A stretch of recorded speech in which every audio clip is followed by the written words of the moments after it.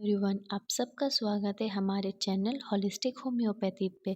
तो आज से हम स्टार्ट करने वाले हैं discussion about our homeopathic drugs. So पहला ड्रग जो मैं आज आप सबके साथ डिस्कस करने वाली हूँ is one of the acute drug aconitum napellus. तो चलिए इस ड्रग के बारे में कुछ जानते हैं। इस ड्रग का कॉमन नेम है monkswood. It belongs to the family ranunculaceae. It was proved by doctor Samuel Hahnemann. The temperament of this drug is sanguine temperament and the miasm which lies in the background is soricmism। वैसे तो इस drug का कोई particular thermal relation नहीं है, but some people says that this drug belongs to warm blooded। So the next new thing which we can know about this drug is it is one of the Clark's ABCD nurseries, where A stands for aconite, which causes turmoil in circulation, B stands for belladonna, which causes turmoil in brain, and C stands for chamomilla, which causes turmoil in temperament. And here turmoil means disturbance. So let us see the clinical features of this drug. It can be used in the initial stage of any acute disease such as apoplexy, asthma, chest affection, cholera, convulsion, dysentery, cough, fever, vertigo, and headache। The next thing which we will come to know is sphere of action। वैसे तो ये drug बहुत सारे system के ऊपर work करता है, but the main action of this drug is it predominantly acts on cerebrospinal nervous system, brain, serous and mucous membrane, blood, and cardiovascular system।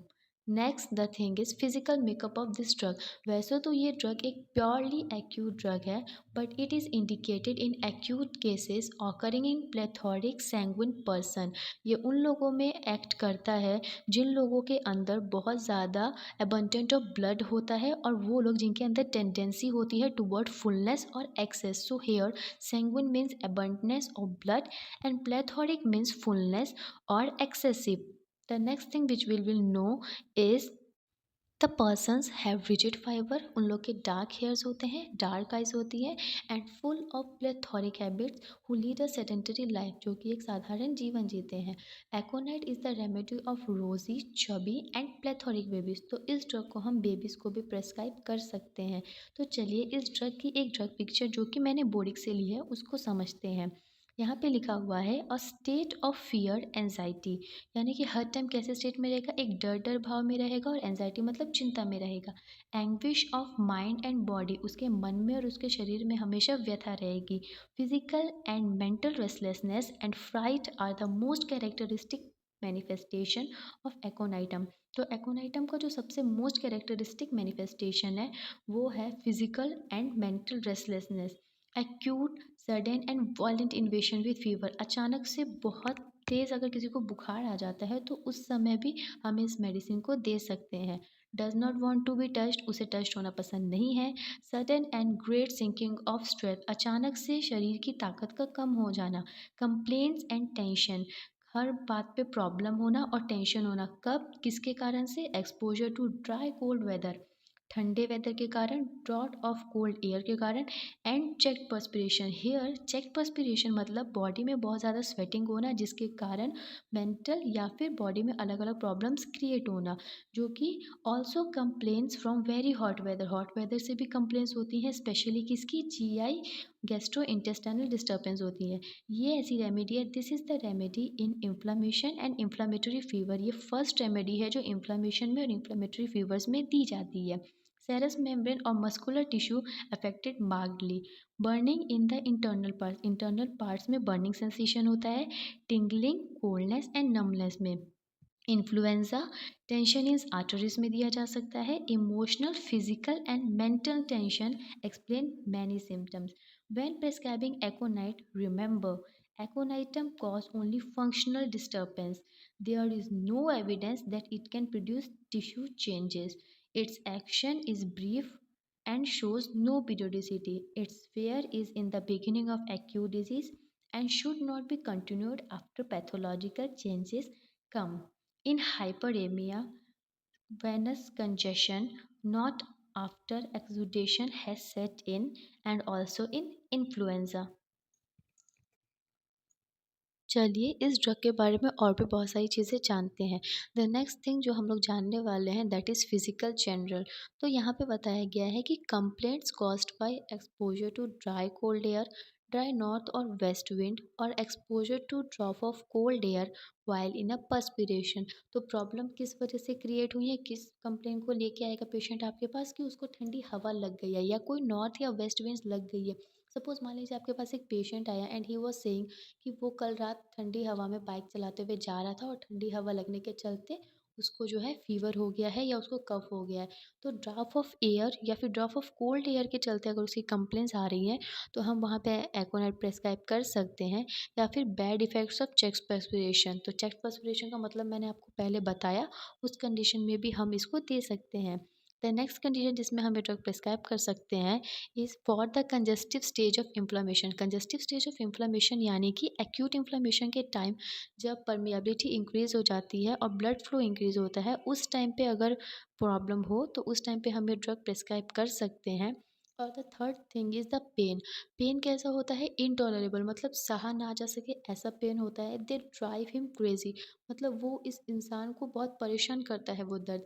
He become very restless, जो इंसान वो patient जो है वो बहुत बेचैन हो जाता है। और ये प्रॉब्लम कब एग्रेवेट करती है, तो ये प्रॉब्लम एग्रेवेट करती है एट नाइट यानी कि रात में। तो चलिए इस ड्रग का मेंटल सिम्टम समझते हैं। इसमें बताया गया है restlessness, anxious, does everything in great haste, यानी वो इंसान हर टाइम बेचैन रहता है, चिंता करता रहता है और हर काम जो है बहुत जल्दीबाजी में करता है। Must change position often everything startles him, यानी कि वो हर काम जल्दीबाजी में करता है, वो पोजीशन चेंज करता रहता है और हर चीज़ जो है वो उसको डराती रहती है। This mental anxiety, worry, fear accompanies the most tribal element. इसका मतलब इसके हर प्रॉब्लम का कारण जो है इसकी मेंटल एंजाइटी है, इसका डर है और इसकी चिंता है। Music is unbearable makes her sad, यानी कि जो गाना है वो सुन नहीं सकता, गाना सुनने से उसको प्रॉब्लम स्टार्ट हो जाती है। The next thing which will come to know is great fear and anxiety of mind with nervous excitability, यानी हर टाइम बहुत ज़्यादा डर लगा रहता है, चिंता लगी रहती है मन में।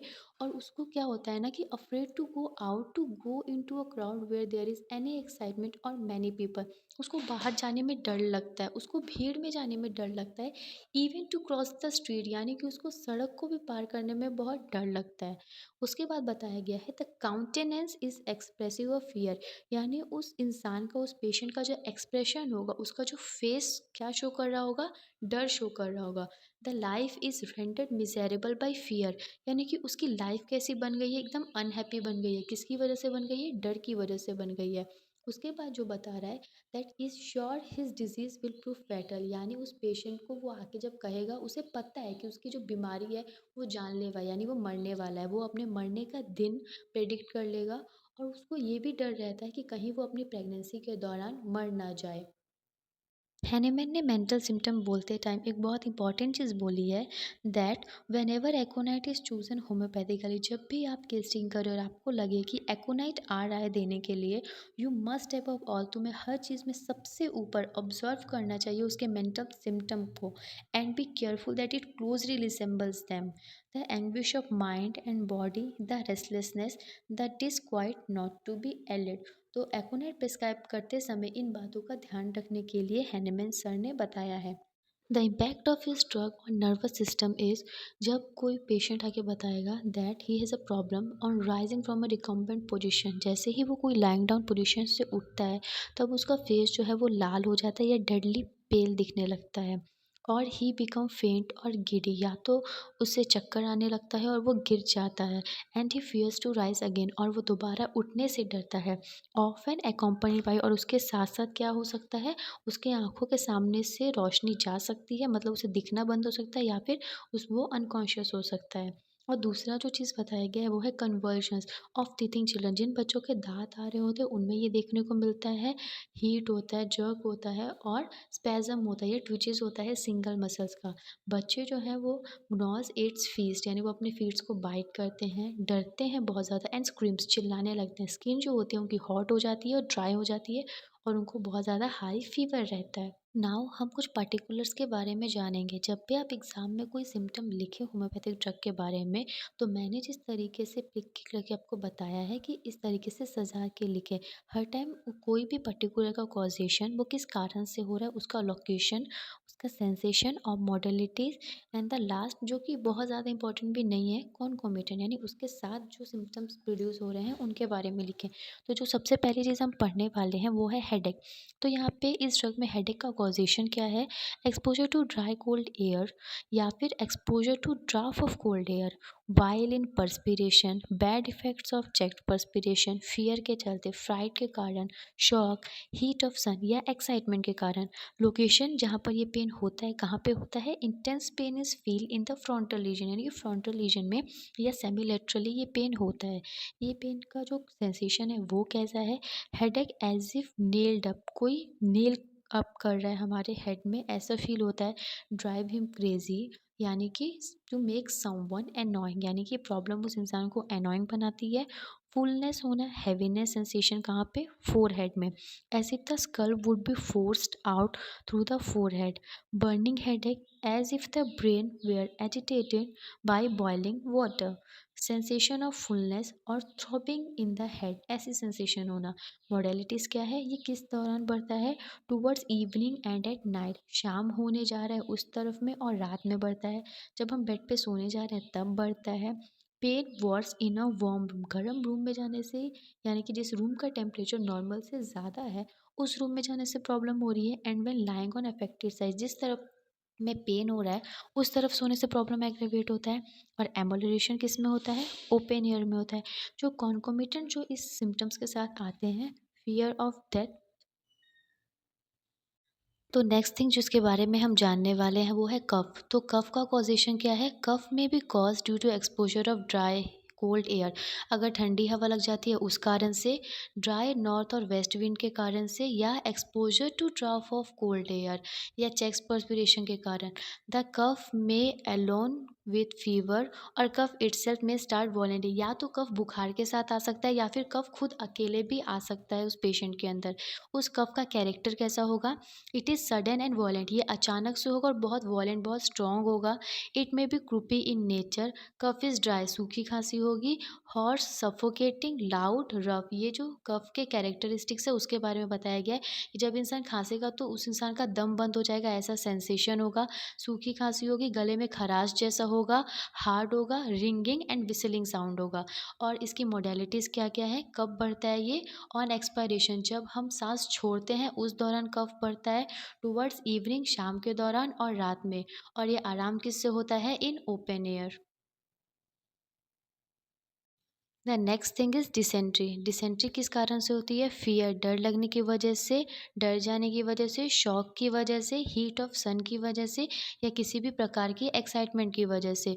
मोड ऑफ ऑनसेट, डिसेंट्री होती कैसे है? सडन होती है और वायलेंट होती है। उसके स्टूल का कैरेक्टर कैसा होता है? There is sudden agonising pain in the abdomen, abdomen में अचानक से एक दर्द जैसा उमड़ता है। Severe tenesmus and griping colicky pain, पेट में ऐसा लगता है जैसे कोई गांठ जैसी बंध रही है, वैसी सेंसेशन होती है। फ्रीक्वेंट स्टूल होता है और स्टूल के अंदर अनडाइजेस्टेड फूड पार्टिकल्स होते हैं, म्यूकस होता है और रेड ब्लड होता है। फ्रीक्वेंट डिजायर टू रिफैक्टुएट। और मोडेलिटीज़ क्या क्या है इसकी? Severe attack and more towards evening and towards night. The next thing which we will learn about this drug is convulsions. First thing जो हम इस ड्रग के बारे में डिस्कस करने वाले हैं जो कि है फीवर। इसका फीवर बहुत सारे क्वेश्चंस में हर बार कॉमन आता है और वाइवा एग्जाम्स में बहुत ज़्यादा पूछा जाता है। तो aconite is a great fever remedy.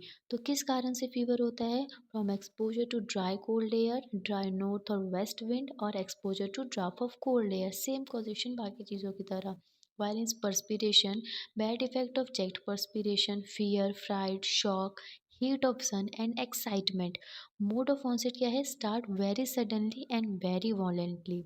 Symptoms क्या होते हैं फीवर के? There is a sudden and वॉलेंट attack of fever with high rising temperature, मतलब अचानक से बुखार आ जाता है और बॉडी टेम्परेचर बहुत राइज कर जाता है। सीवियर चिल होता है शुरू में और वो बाद में और ज़्यादा चिल हो जाता है शाम और रात के दौरान। और चिल रहता है उस पार्ट में जो कि पार्ट जो है अनकवर्ड रहता है, बट इंटरनल हीट रहती है। द एक्यूट फीवर जो होता है वो शॉर्ट और शार्प अटैक का होता है। There is no periodicity whatsoever, मतलब इस फीवर का कोई पर्टिकुलर टाइम ड्यूरेशन नहीं है कि ये कब आता है कब चला जाएगा उसको लेकर, या फिर ये कौन से पर्टिकुलर टाइम पे आएगा। The most violent attack of fever requiring aconite will subside in night. No other drug is needed. Aconite should never be give simply to control fever. Aconite को कभी भी आमतौर पे फीवर कंट्रोल करने के लिए नहीं देना चाहिए, और किसी अदर ड्रग के साथ भी इस ड्रग को अल्टरनेट नहीं करना चाहिए। चेहरे का जो लुक होता है फीवर के दौरान वो कैसा हो जाता है, फेस जो होता है वो रेड हो जाता है या पेल हो जाता है, एंड रेड अल्टरनेटिवली। चेहरे के ऊपर चिंता और डर वाला एक्सप्रेशन रहता है। फेस के ऊपर एक स्वेलिंग जैसा सेंसेशन भी रहता है। On rising the red face become deadly pale and he feels dizzy. Skin कैसी होती है फीवर के दौरान? Skin is dry and hot with burning sensation. Skin जो होती है वो रेड होती है, शाइनिंग होती है, नॉट विद वॉयलेंट पेन। और स्वेट कैसा होता है फीवर के दौरान? देयर इज ड्रेंचिंग स्वेट, मतलब इंसान भीग जाए ऐसा स्वेट होता है उस दौरान पे। और उस पार्ट पे सबसे ज़्यादा जिसके ऊपर इंसान सोया रहता है, और उस पसीने के चलते उसको रिलीफ भी मिलता है। थर्स्ट कैसा होता है फीवर के दौरान? हीट स्टेट के दौरान पेशेंट जो होता है उसको बहुत ज़्यादा प्यास लगती है। और वो कैसी प्यास होती है? There is burning thirst. Burning thirst होती है वो भी किस चीज़ के लिए? For large quantity of cold water. Mental symptom during fever. Fever के दौरान मेंटल सिम्टम कैसा होता है? The patient is very much anxious. There is intense nervousness and restlessness रहती है। वो इंसान बुखार के दौरान बहुत ज़्यादा चिंता करता है, उसके शरीर के अंदर बहुत एक अलग सी बेचैनी रहती है उस टाइम पे। He tosses about in agony. The face is expressive of fear of death and even predict the time of death. उस परेशानी के दौरान उसके चेहरे पे एक डर जैसा भाव रहता है, मरने का डर सताता है, और वो इंसान जो है अपने मरने का टाइम भी प्रेडिक्ट कर लेता है। Become intolerable towards evening. शाम की तरफ जाते जाते उसका जो दर्द है वो बहुत ज़्यादा बढ़ जाता है और वो सहने लायक नहीं होता है। और वो कब ज़्यादा इंक्रीज करता है? On going to bed. The patient think that he will definitely die soon.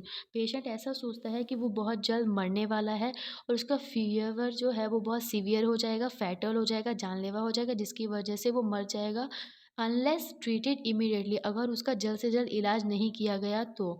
Modalities क्या क्या है फीवर की? एग्रेवेशन कब होता है? इवनिंग के दौरान, नाइट में, और वार्म रूम में जाने से। और एमोलरेशन किससे होता है? ओपन एयर से and by perspiration. The last and the important thing is general modalities of aconite. Normally इसके मोस्ट ऑफ द सिम्टम्स कब एग्रेवेट करते हैं? इवनिंग में और नाइट में। पेन जो होता है that are insupportable in a warm room when rising from bed, lying on painful और अफेक्टेड साइड। जब वो इंसान जिस तरफ उसको पेन हो रहा है उस तरफ अगर वो इंसान लाई करके सोता है तब उसकी प्रॉब्लम जो है वो एग्रेवेट हो जाती है, बढ़ जाती है, और उसको हर प्रॉब्लम को, मोस्ट ऑफ द प्रॉब्लम्स को आराम मिलता है ओपन एयर से। इस ड्रग का रिलेशन क्या क्या है?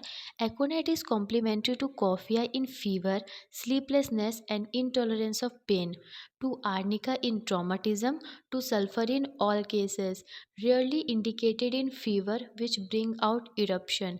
Aconite is the acute of sulphur. यह क्वेश्चन वाइवा में सबसे ज़्यादा पूछा जाता है, इसीलिए इस क्वेश्चन को दिमाग में ध्यान से रखना है कि aconite is the acute of sulphur and both precede and follow in acute inflammatory condition. In aphonia, when aconite phosphorus spongia fail, SINA should be thought of. Antidote क्या क्या है? Belladonna, chamomilla, coffea, nux vomica, sepia, spongia and sulphur. Antidoted by acetic acid and alcohol. Fever का सबसे important part. Hahnemann sir के according aconite should never be given simply to control fever, यानी कि आमतौर पे फीवर को control करने के लिए एकोनाइट नहीं देना चाहिए, और ना ही उसको दूसरे ड्रग्स के साथ अल्टरनेट करना चाहिए। If it be a case requiring aconite, no other drug is needed. अगर केस टेकिंग करने के बाद पता चलता है कि इसका ड्रग एकोनाइट है तो और कोई ड्रग की ज़रूरत नहीं है, एकोनाइट ही पूरे केस को ठीक कर देगा। और दूसरी बात उन्होंने कही है, unless indicated by the exciting cause is nearly always injurious in first stage of typhoid fever. अगर उसका एक्साइटिंग कॉज इंडिकेट नहीं करता है तो ये ड्रग टाइफॉइड फीवर के फर्स्ट स्टेज में इंजूरियस होता है। आई थिंक आपको इस ड्रग को समझने में कोई प्रॉब्लम नहीं आई होगी। अगर मुझसे कोई गलती हो गई हो या कोई भी चीज़ छूट गई हो तो कमेंट बॉक्स में अपना फीडबैक देके मुझे बताएं। Thank you.